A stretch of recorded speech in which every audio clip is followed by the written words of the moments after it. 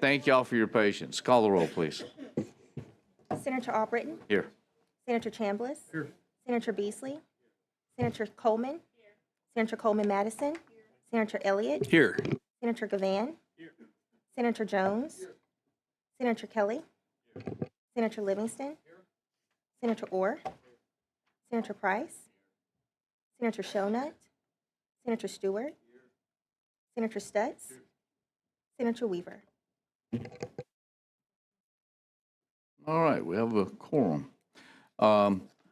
If you don't mind, we're going to reverse the order on the agenda. Would you call the second bill? Clerk, call the second bill. Senate Bill 103, Senator Albritton. Thank you. Yesterday, in government affairs, we passed a bill allowing dealing with notifications and DOT matters and those type things. We got that passed out of committee. And what we have, SB 103, is a bill very similar to that. This bill basically came from ALI and carrying it for the same purpose. There's some differences. What I'd like to do today is pass this bill out of committee and be aware there's about at least two other bills, maybe, I don't know, there's other bills of similar nature coming our way. I'd like to get these two bills passed through committees, and then we're going to sit down in another week or so and hash this through. There's color charts showing the breakdown of which ones are doing what and the differences. We have all that identified. Now we got to sit down and figure out, yeah, we do, color charts too. Yeah, so that we can figure out which part's going to be what and which bill we're going to. I don't see any reason to pass 4 different bills. But anyway, we have a motion and a second. Mr. Chairman. Yes, sir. Mr. Chairman, may I be recognized? Certainly. Go ahead, Senator Beasley. I don't really see the need to rush this through right now. We got 2 other bills out there. I think we need to see those before we need to rush out this bill. I'd like to delay that until the other 2 bills come before the committee. Well, we don't have those. Those, I think, are in the House. So what we have are the 2 bills that's in the Senate that we're trying to get together at this point. When and if the House passes or provides those, we'll hopefully do similar in nature, or maybe we can do them all at one time. It seems like we need to have some discussions outside the committee before we bring the bill to the committee. That's my opinion, Mr. Chairman. Well, I appreciate that. I think part of our discussion in yesterday's meeting was that we would try to get both bills to a particular stage and then start working them out. That's kind of where I was going. Any other comments? No? We've got a motion and a second. Let's take a long roll. Senator Chambliss? Senator Beasley? Senator Coleman? Senator Coleman-Madison? Aye. Senator Elliott? Aye. Senator Gavan? Senator Jones? Senator Kelly? Senator Livingston? Senator Orr? Senator Price? Senator Shonut? Senator Stewart? Senator Stutz? Senator Weaver?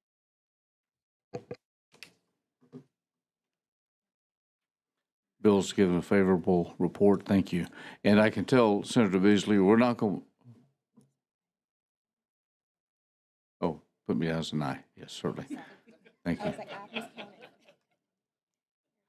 For clarification. And Senator Beasley, we're not going to move these to the floor or anything else until we figure out which one we're going to move and make sure that we have the continuity that we need. I will make sure that you are, certainly. We may make you chairman of the deal committee involved with that possibly, but call the next bill. Senate Bill 60, Senator Albritton. Thank you. This bill we brought in last week. There's been a lot of discussion and involved in on this. If I might make a couple of comments on it as to where we are. And if you'll look at the fiscal note, these numbers are included there also. When we passed this bill for the prison construction, we set aside and identified through various and sundry estimates that the cost for the two prisons were going to be $785 million. And that's what we put in the bill. And then reality set in, and COVID and other matters and inflation. And now we're looking at the final and best cost for the Elmore facility alone at $1.086 billion. I think that's right. Okay, for the one prison. And we have an obligation to build two.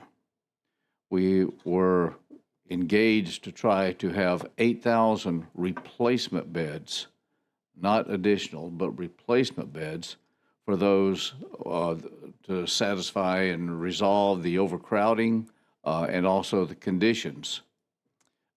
Since that time, we've had portions and other facilities closed, and we've had a reduction in the number of beds. Also, during that time, we've had an increase in the number of inmates. So we've got a reverse order going in here. The Elmore facility is scheduled to be completed, I think, by next year. Is that correct? End of next year. So we're making great progress in that way. But frankly, we don't have the money to finish.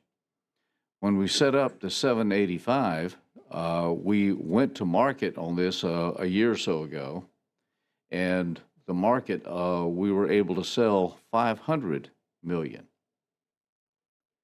Now, that means that we have $285 million left that we can borrow. But with a price tag of 1.086 and the second Escambia building being planned, we need the money to deal with that.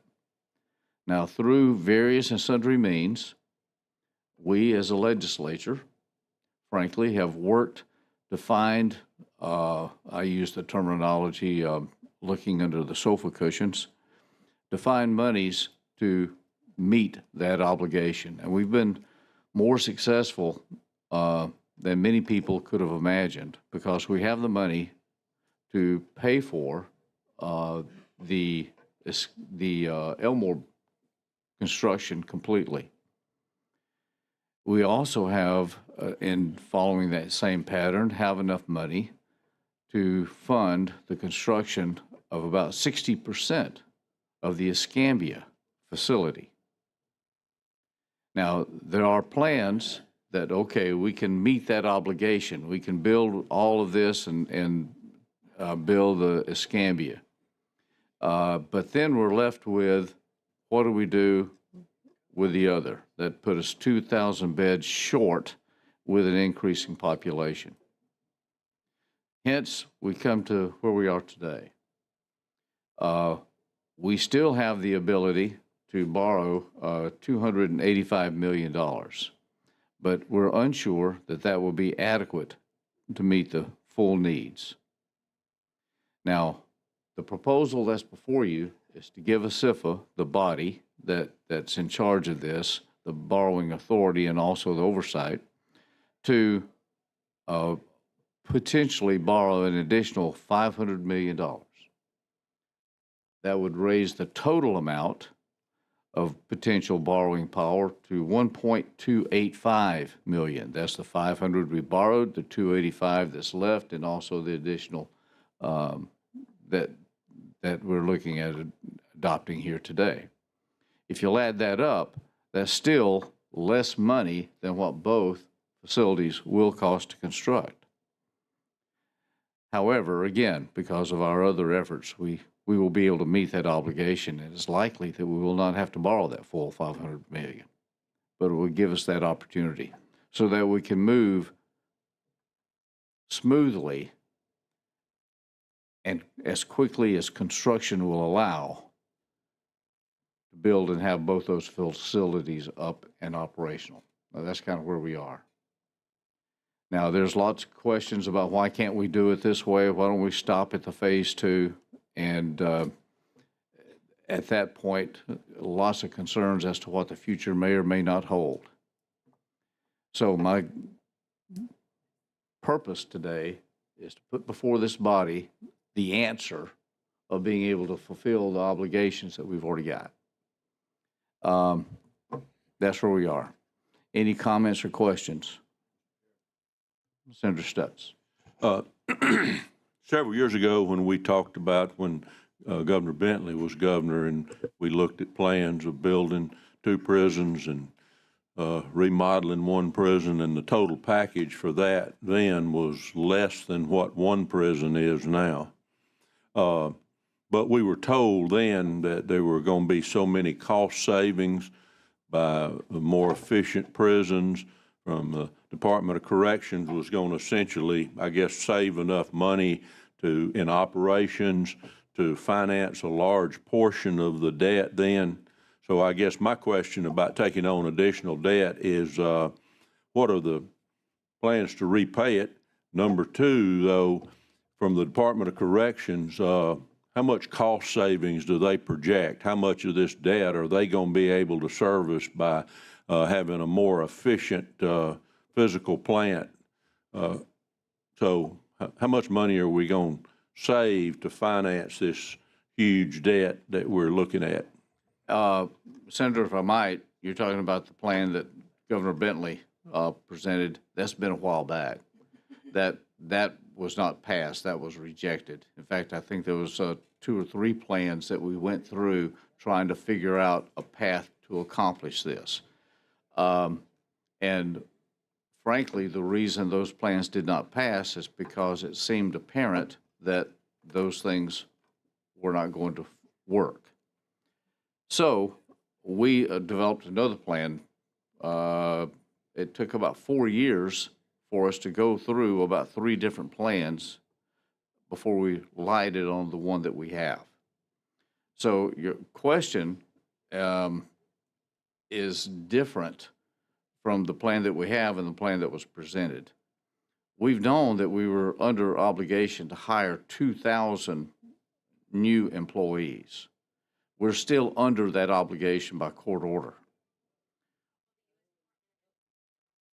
And we're making some progress in that. It's taken us a long time. We've increased costs, increased salaries substantially, and now we're having a turnover turning in where people are coming in and are seeking the jobs. We've had a couple of classes. We've expanded the training for them and such so that we're making progress to meet those demands. The idea of cost savings and such, that's from the old plan. I don't think any of us adopted that plan. And I don't know that we're going to be saving any money because we're increasing our inmates and we're increasing our employees. Senator? Thank you, Mr. Chairman. And let me, I first want to acknowledge that you did reach out and, ask if I had an issue with the bill. And I told you I had the flu, so I hadn't read it at the time, but I've since read it and don't necessarily have an issue. But my question. Did you read it while you had the flu? It was after. Okay. It was after, after some days in the bed. My question is, are these the real numbers? Do we even know at this point? We have a new administration. We have tariffs that are going to impact steel, other construction costs. We have workers that are fleeing. And so do we even know at this point, is this going to be enough? That has been an argument going on between us as to whether it is or is not. I can tell you that from the best estimates, and one of the controversies is that maybe we're borrowing too much. All right. We believe that what we have accomplished so far, we will have, with this flexibility, we will have enough to be able to achieve what we have set up to do, build 2 new prisons and have them operational. That this is not designed to do anything with, because in the bill also, there's also the concept that we've got to look and figure out what do we do with the old ones from this point. Right, right. We haven't dealt with that. This is not going to solve the whole problem involved with that. What this will do is it will solve the issue that we've already obligated ourselves to. Yes, sir. Thank you, Mr. Chairman. I wanted to follow up on my colleague's question because I share that question, and I have what I think is some good news. And that is that in conversations with the chairman and with the governor's finance director, the indications are that we're going to actually bid this project out before we start construction on it. And so while we may have a certain amount of authorization here, we for once are going to have a firm price on the project prior to starting. So we will know what it is. Do we know it now? No, but we will know. And so that has been one of my concerns as well, that I wanted to know ahead of time. And I am pleased that we're going to attempt that old school delivery method, if you will, and see if we can squeeze a little economy out of it. Thanks, Mr. Chairman. And y'all have been very adamant along that line, and that has been heard. And I think one thing I would also say that we've learned with the Elmore, not only are we going to be using the same footprint and the same design and such there overall, we also have folks on the ground there, legal team and construction team, that are overseeing this daily. And when we go and ask questions, and I would invite y'all to do so, go visit the site and talk and visit, you will find that we have a handle on what we're doing. I won't say lots, there's been at least 2 or 3 other states that have gone in for new prisons, and all of them had the same problems. Cost overruns, bid build issues and such. They've all suffered the same problems. What we are doing is we're learning, and we know and have learned. That's why we're going back to the system that we've used. That's why we're being much more meticulous. That's why these people are under scrutiny by folks, professionals that we've brought in to hire, that we've hired in to watch this. You need to go take a look at that and see. Yes, ma'am. I want to get back to the question that Senator Stutz asked. How are we paying for this? The new monies that we will be borrowing. Well, the same way we're paying with the others. Keep in mind also that one thing we've done in the States, we've paid off loans that we've already had. We're no longer making payments to the ATF that we were doing not too long ago. We paid off several other bonds that were outstanding. We've taken care of those. We've used monies that we had in excess and covered those. But we won't have that excess money because No, but we also don't have that debt anymore either. We have capacity on the borrowing. We do. Is Kirk here? Kirk, do you have any comments along that line? Where are you?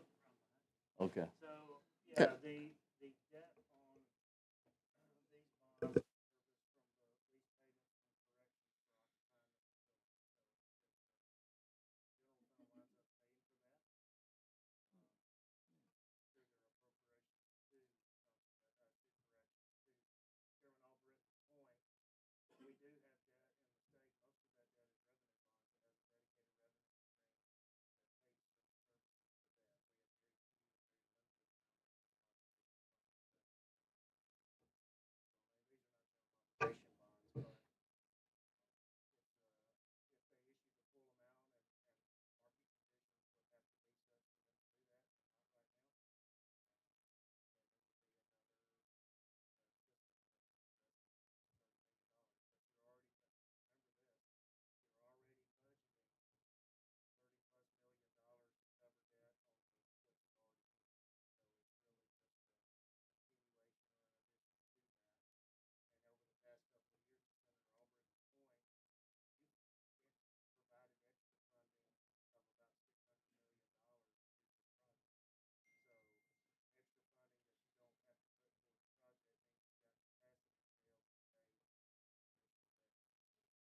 So you, s-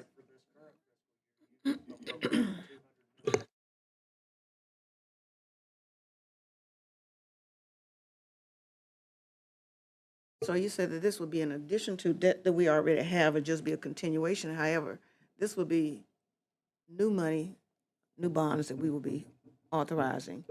And of course, interest rates would be different. That comes in with the market. We don't know what they will be.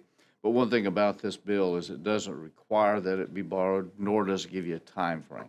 So it gives the flexibility of finding when and how so that we can get the best markets that we can. Any other questions? Only question I have, one last question. So if not this, what's Plan B? What's the option? I mean, you know, we can discuss this all day. Sure. The Price is option not that gonna we go have right down, now, the option that we have, Senator, right now is that we can finish the Elmore facility. We can do half of the Escambia facility. And that's it. How do you do half? That's the question. You do 2,000 beds rather than 4. And then when circumstances or courts get involved, then we're going to have to regenerate and redo that again. That's going to be more costly. Yeah, it is, and you're still trying to maintain, that's an extra cost, because now you got to maintain the facilities that you already have, because you Precisely. don't have any place to house those people. Precisely. Hence, that's why I'm coming forward with this. Any other comments, questions? Let's call a vote. Oh, we don't. Mr. Chairman, I'm sorry. Do we have a motion? move favor report. We have a motion and a second. Thank you. Let's call for the vote. Long roll. Senator Chambliss. Senator Beasley. Senator Coleman. Senator Coleman Madison. Aye. Senator Elliott. Aye. Senator Gavan. Senator Jones. Senator Kelly. Senator Livingston. Senator Orr. Senator Price. Senator Shonut. Senator Stewart. Senator Stewart. Senator Stutz. Senator Weaver. Senator Albritton. Aye. We got a favorable report. Thank you, ladies and gentlemen, for your support. Thank you for listening, and thank you for your participation. It's because of your actions that we are in the best position we've been in a long, long time, financially and also with this difficult problem.